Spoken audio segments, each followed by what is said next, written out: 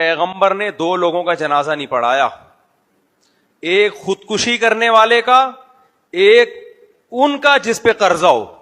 چوری نہیں کی انہوں نے، قرضہ لیا ہے. قرضہ حلال لینا حرام ہے، حلال ہے، حلال کام کیا ہے، لیکن ادا کرنے سے پہلے دنیا سے چلے گئے.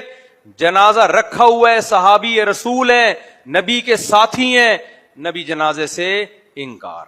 کہ جب تک کوئی اس کی کفالت نہیں لیتا، ضمانت نہیں لیتا کہ اس کا قرضہ ادا کروں گا میں نہیں پڑھاؤں گا جنازہ. صحابہ بیچ میں سے نکل کے آتے تھے کہ یا رسول اللہ میں اس کا قرضہ میں ادا کروں گا، پھر نبی نماز جنازہ پڑھاتے تھے. یہ قرضے کے بارے میں جو حلال کام ہے، سوچو چوری کا کیا ہوتا ہوگا.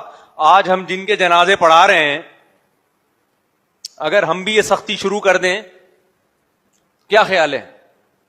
تو لوگ کہیں گے میرے ابا کا جنازہ ہے، خدا کے لیے پڑھا لو مولوی صاحب، عزت رہ جائے گی میری.